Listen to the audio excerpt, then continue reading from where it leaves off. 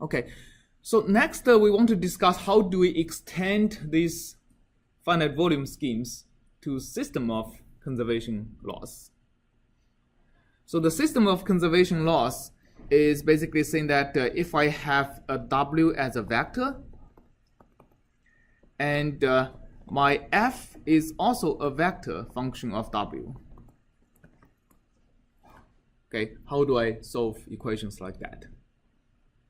An example is the equation of gas dynamics, Euler equation for fluid flows. So in fluid flows, my W include the density of air, the momentum of air, rho times velocity is basically the density of momentum, and the rho times E is the spatial density of energy. So this E is the energy per unit mass, and if you multiply this E with density, you get the density per unit volume, which is what the conservation law has to, basically this is the conserved quantities in a conservation laws. Okay, another example is the shallow water equation.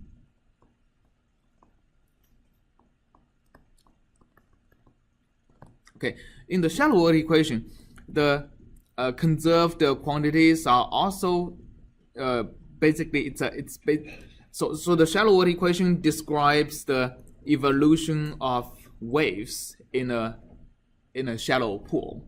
So this is this equation, for example, describes the waves on beaches up to the breaking point, right? Pretty well. So the conserved quantities is one is the height. One is the height of this water column. I mean, the reason it is a conserved quantity is that if you integrate the height with x, what you get is the volume of the water, right? So if you treat water as incompressible, then the volume is going to be conserved because the density is constant. So another conserved quantity is h times u.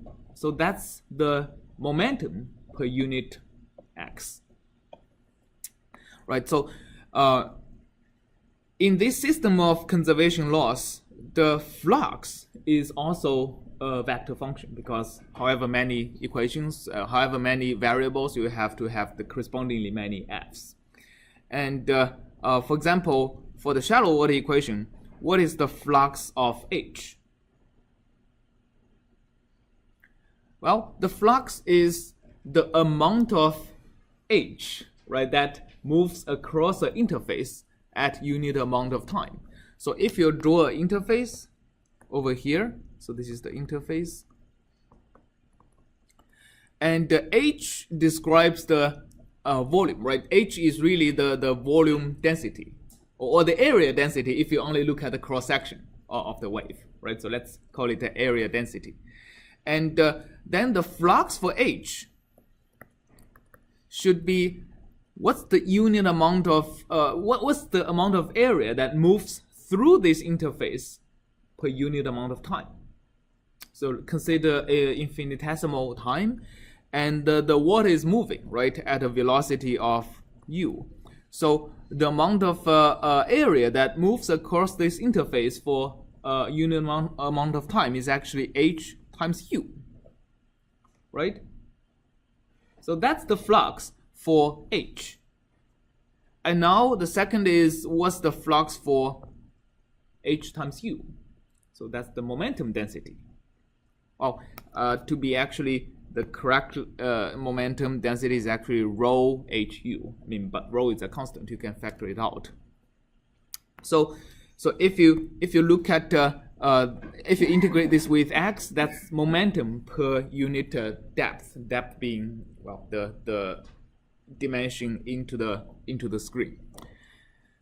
And the momentum flux at this point, basically, we are looking at x directional momentum, right? So it's a combination of two things, right? I mean, if you write down the Newton's law of Newton's second law, one is that one term is the momentum actually carried out by the mass moved through the interface. So the first term is actually rho h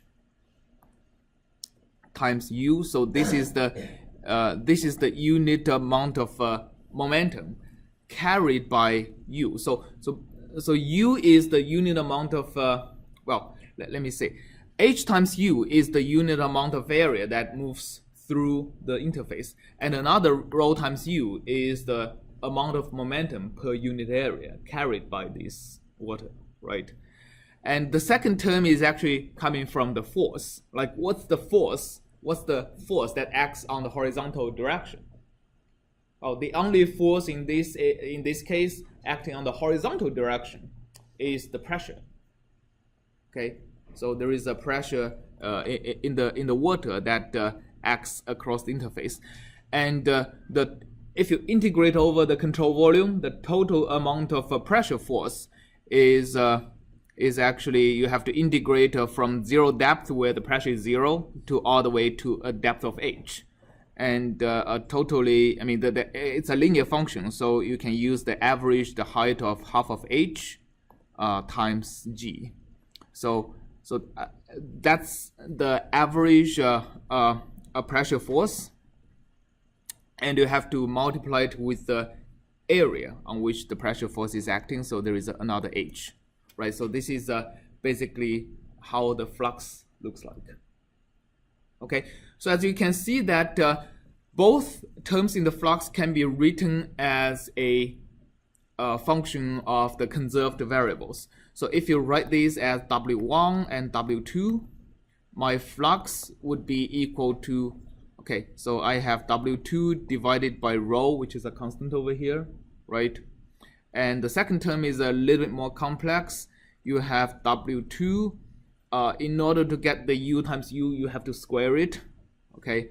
W2 squared, which would get you rho squared, h squared, and u squared. So you have to divide out the rho and h, which is W1.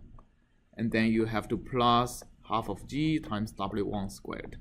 So as you can see that the second equation, the momentum transport as well as the pressure term, makes the conservational law to be nonlinear. Yes?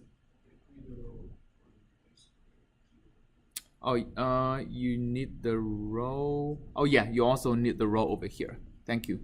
So you have rho g over here. Yeah, so rho g is the rho g makes the pressure. Rho g h makes the pressure, right? Okay. So if you now look at this equation and discuss how do we approximate it with finite volume.